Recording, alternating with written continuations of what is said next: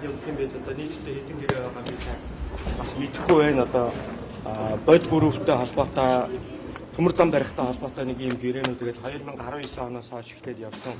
Ийм л одоо гэрээнүүд юм нэг цаарсан. За энэ яг одоо тэр гэрээ байгуулсан байд юм байж.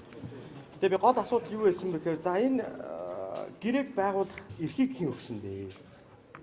Нэгдүгээрт.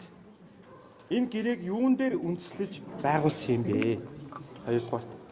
Гуравдугаарт энэ гэрээг нууцад авах болсон шалтгаан нь өөрөө юу юм бэ? Дөрөвдүгээрт энэ гэрээг нууцад авах шийдвэрийг хэн гаргасан юм бэ гэдэг асуултыг л асуусан.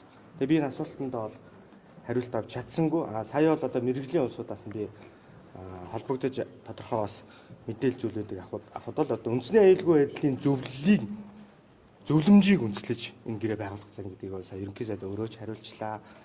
Мэргэжлийн улсууд нь ч гэсэн бол одоо надад бас сая мэдээлэл ирүүллээ. Тэгээ энэ зөвлөмжийг үндэслээ. Тэр зөвлөмжийн дээр нь юу гэдэг юм гэхээр тендер хууль хамаарахгүйгээр л одоо энэ худалдаа авалтыг хийх эрхийг зөвлөмж гаргачихсан юм. Тэрийг үндэслэл шууд худалдаа авалтын гэрээнүүдийг буюу одоо тэр автик гэрээг одоо хийсэн юм байна гэж үзэж байгаа. Нэг хоёр дахь юм бол би сая сүүлд үг хэлэхдээ бас санал хэлчихлээ. За ерөнхий сайдын огцрох асуудал бол тэр хуулийн дагуу хэлцэгдээд яваад одоо шийдэгдэх нь зөв бахаа. Энд дээр би өөрөө бас дэмжиж гар үсгэж орсон улсын хурлын гишүүний нэг ер нь сүүлийн 115 хоногийн хугацаа гэж одоо 115 хоног болж байгаа юм байна. Тэр хугацаанд бол одоо энэ хууль биш хүн засаглалтгийг харлаа. Өнөөдөр одоо жишээлбэл Мөнхбаатар сайд их муу ажиллаад байгаа юм байна гэдгийг сайн хэлчихлээ шүү дээ өөрөө. Тэ инквайр их сайн ажиллах гэдэг байгаа Мөнхбаатар их муу ажиллаад байгаа учраас одоо би хуулиар олгосон бүр их хөрөнд ингээд сольж ийнэ гэдэг хэлээ. Тэгээ би одоо за ер нь энэ өнөөдөр Монголын төрд хинч байсан гэсэн. Бид нар бүгд хугацаатай л да. Энэ хугацаагаа дуусаад тэгээд бүр ирэхэд дуусгаад буцхах л улсууд. Тэгвэл өнөөдөр дараагийн улсууд гарч ирсэн ч байсан гэсэн бид нар энэ нүүрс гэдэг асуудлыг болоод эцэлэх хэрэгтэй гэж үзэж байна. Аль талдаа. Одоо тийм учраас би санал гаргаад би энэ төр ороог яалтаа байгуулъя гэдэг саналыг гаргачих. Хоёр асуудал. Нэгдүгээр энэ бортогийн ягуурхай гэж юу юм? Энэ хинд байсан? Энэ бортогийн уурхааны лиценз нь хэдэн оноос хинд яаж шилжээд яаж явсан? Энэ бүгд хууль эрх зүйн дагуу явагдаж байгаа юм уу? Хоёрдугаар тэр бортогийн уурхай эдийн засгийн эргэлтэнд орсон юм уу гэдэг асуудал. Энэ дээр бид нар энэ төр ороо байгуулж энэ асуудлыг нэг талдаа гаргаж шийдэх хэрэгтэй. За хоёрт нь автик гэрээг одоо эзлэе.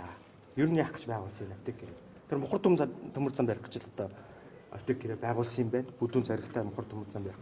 Тэр үед үндэсний аюулгүй зөвлөлийн гишүүдэр хин юм байсан. Тэ? Одоо өнөөдөр жишээлбэл Халтмаагийн Батулга тухайн ерөнхийлөгчөөр ажиллаж байсан өнөөдөр улсын хурлын гишүүн. Тэ? Тэр үед ерөнхийлөгч байсан үндэсний аюулгүй зөвлөлийн гишүүн мөн. Тэр төмөр замыг бариад мундаг ажил хийсэн шүү, мухар төмөр зам барьсан юм шүү гэд хөдөлмөрийн баатраа шагнуулаад өнөөдөр улсын хурлын гишүүнээр сонгогдсон явж байгаа жаргал сайхан гишүүн байна шүү. Эдгээр улсууд өнөөдөр энэ мэдээлэлүүд өгөх ёстой. Тэр Амундраа гэдэг одоо тэр мундаг баян гэж л одоо өнөөдөр өчигдөр яваад байгаа тэр хүн олон нийтэд гараад мэдээлэл хий.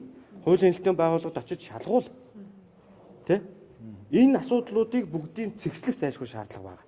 Тэгжээж өнөөдөр энэ нүүрс чинь нүүрсний холгаа гэдэг энэ зүйлийг бол ер нь аль талдаа бол одоо цэг тавих нь зөв гэж харж байгаа. Одоо улсын хурлын гишүүд за зарим төрийн байгуулалтын байнгын орооны хурлын үеэр бол хэлж илэн л да.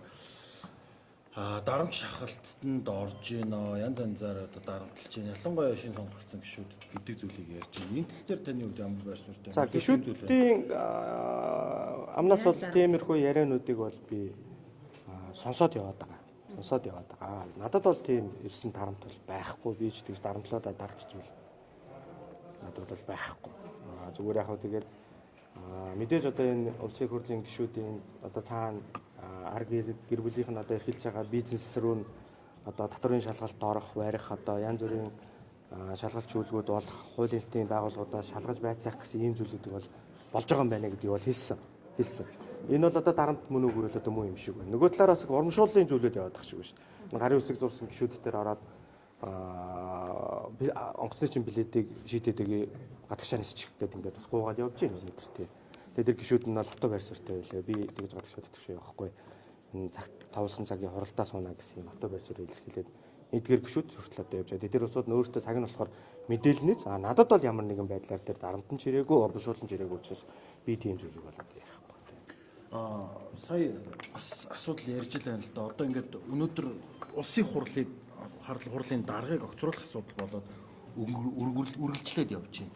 засгийн газрыг огцруулах асуудал, Зандан шитрэг гэдэг ерөнхий сайдыг огцруулах асуудал байсан бол өнөөдрөөс бол улсын хурлын дарга руу одоо парламент руу орж байгаа шиг байна л да. Энэ тал дээр Үндсэл нь юу юм бэ гэдгийг л харна да. Засгийн газрыг огцруулах буюу ерөнхий сайдыг огцруулах төр бол сайн зориг гишүүн бол хэд хэдэн үндслүүдийг гаргаж ирээд одоо ялангуяа энэ амнаатын асуудал те. Энэ амнаатыг бол би бас тухайн үедээ бас нэг хайхтар тоохгүй яваад байсан. Сүүлд би энэ асуудал дээр нэлээд судлаад яваад орсон. Мэдээж аж ахуй нэгжүүдийг бол дэмжих нь зөв. Тэр уул уурхайн одоо нүүрс олборлдог одоо нүүрс экспортод гаргадаг тэр аж ахуй нэгжүүдийг бол дэмжих нь зөв. Гэхдээ дэмжихийн тулд өнөөдөр хуулийн дагуу дэмжих хэрэгтэй. Хууль зөрчиж биш. Хуулийн дагуу.